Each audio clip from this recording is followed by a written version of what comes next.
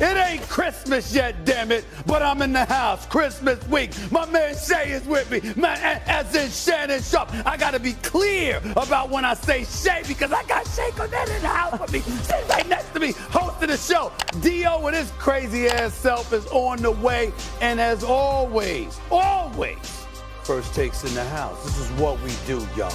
Even on Christmas week, we're here to serve. We're here to serve. Let's roll, y'all. And we begin with yesterday because the Philadelphia Eagles' 10-game win streak came to a halt after Jalen Hurts left the game in the first quarter with a concussion. Kenny Pickett came in outside of throwing a costly interception, played okay.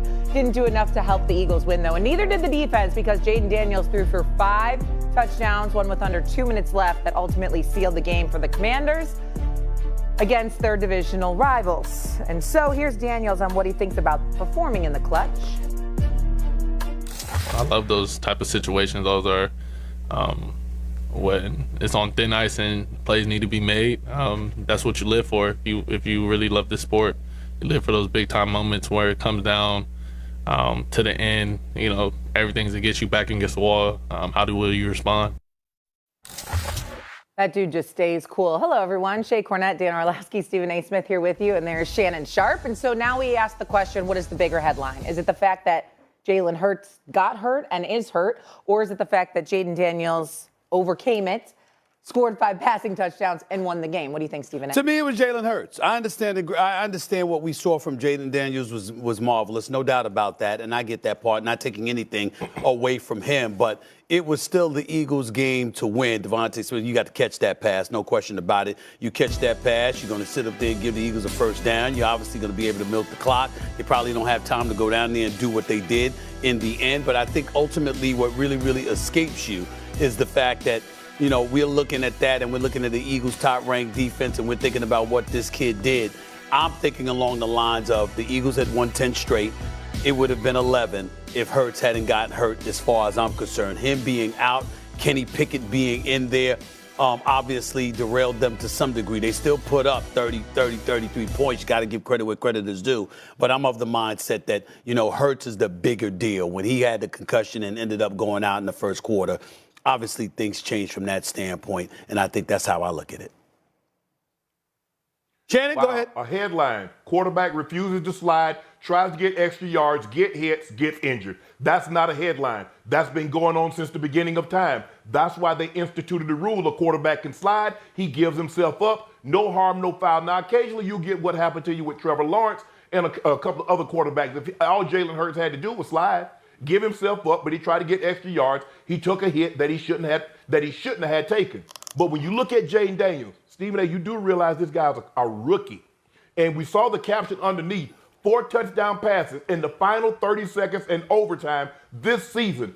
Against that defense, he's 4th in QBR. He's thrown 22 touchdowns. For him to do what he's been doing, and over the last couple of weeks, he's been sensational. He's picked up where he was. He had a little dip, but guess what? He's back on solid footing right now.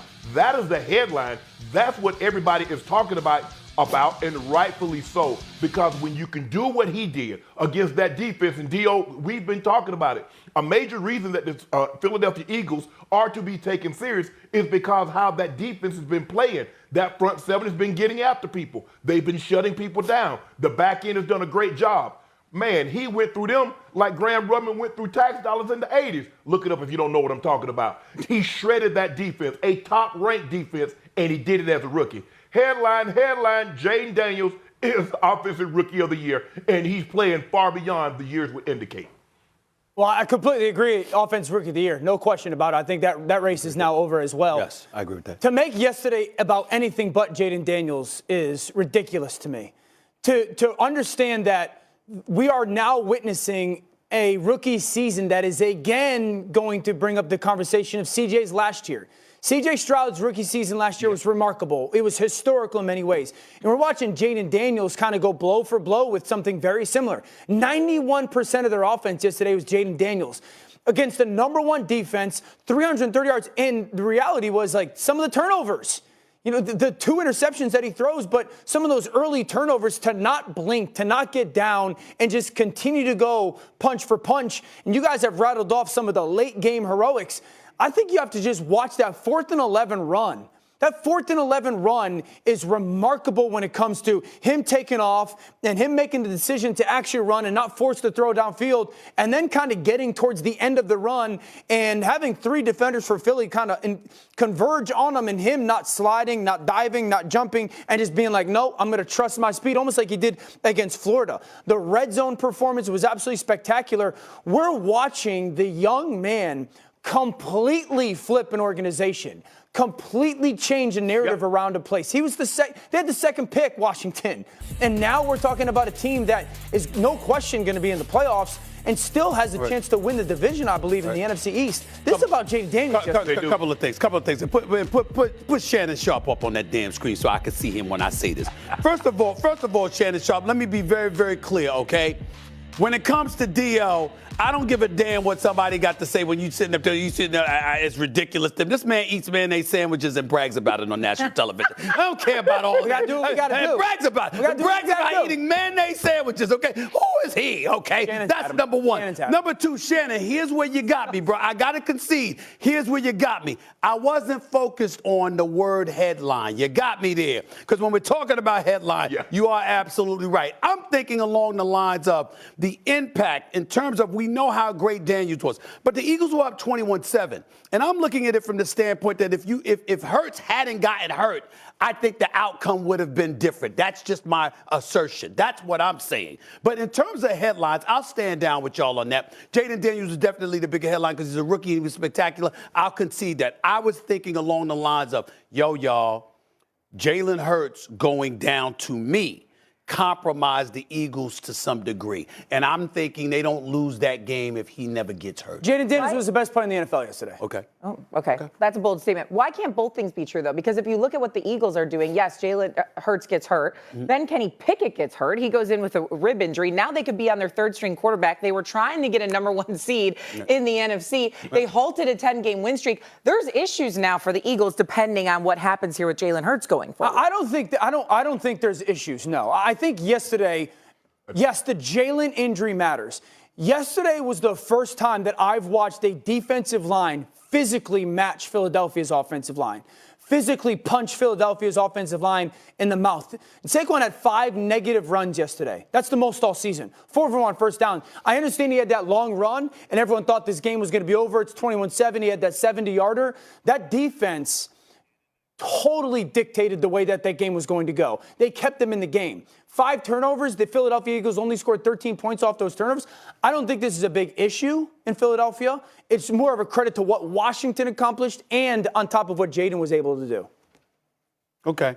I agree with you, and I think the thing is that there are not very many quarterbacks that have a quarterback as agile and as mobile as Jalen Daniels that's able to get out of harm's way when they have him cornered. He's able to get, he had 9 carries for 81 yards. And when you have a quarterback that has that kind of mobility, because he can throw on the move, he can throw rolling left, rolling right, he can throw from the pocket. But if you run past him, and that's what the one thing you have to, it's tough to play against guys like this because your natural instinct is to bend the edge and get upfield.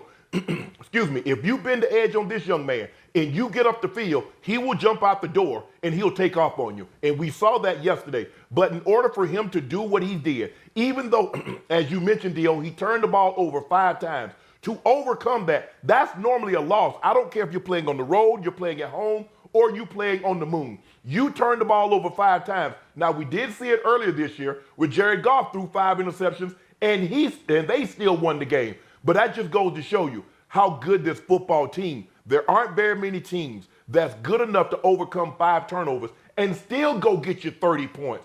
And the way he won that game in the waning seconds, throw after throw after throw, run after run after run, that was a spectacular performance by a young man that we thought he would be good, but we didn't know that put him in this situation, he would be this good. Well, listen. We got to ask ourselves this question as well. The Eagles won time of possession by 12.5 minutes. Yep. They were the number 1 defense, scoring defense, total defense coming into the game, gave up 368 yards. Okay. What about the questions that we should have about the Eagles? What do you got? In terms of what we were thinking about with them. We saw Detroit with their 17 injuries. We see Minnesota coming, but we still have trepidation about Sam Darnold. Obviously, the West is doing. Yes, we do. We have questions about Sam Darnold in the postseason. Don't look at me like that. You just won't let it go. Why? You just won't let it go. Why would he let it go? If I said, why would I let it go? If I sat up there and I said, yo, Shane, what's wrong with D.O.? If I sat up there and I said, Sam Darnold and the playoffs, talk about an oxymoronic statement. Sam Darnold in the playoffs. I mean, really? Really? Of course, I need to see it. That's all I'm saying. Whatever you saw in the regular season, the postseason has not arrived yet. So you want to look at it. So from that standpoint, with the Detroit Lions injuries, you were looking at the Eagles being pretty much ahead of everybody else in the NFC. How are we to look at them now after what we saw yesterday?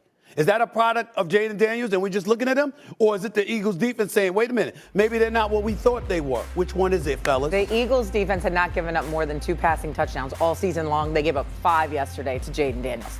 Eagles QB uncertainty. Will Philadelphia overcome the challenge of Eagles Nation?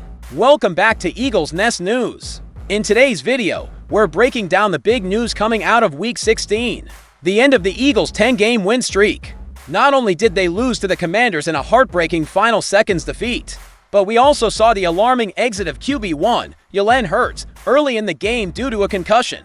With playoff hopes still alive and a division title within reach, the Eagles now face a crucial question: can they keep their momentum going? Despite these unexpected quarterback concerns, let's dive into it. The Philadelphia Eagles have had an incredible run this season, but Sunday's loss to Washington raises a lot of questions about the road ahead.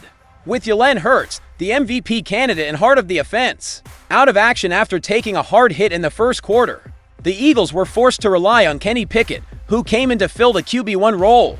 Unfortunately, Pickett couldn't quite do enough to secure the win. While he did show flashes of ability, it's clear that the team missed the dynamic playmaking of Hurts. To make matters worse, Pickett wasn't immune to the physical nature of the game. He left the field with some bruised ribs, and it's unclear how much time he will miss. This brings us to a concerning scenario, with both Hurts in the NFL's concussion protocol and Pickett dealing with injury. Philadelphia is facing significant uncertainty at the quarterback position. However, there's still hope.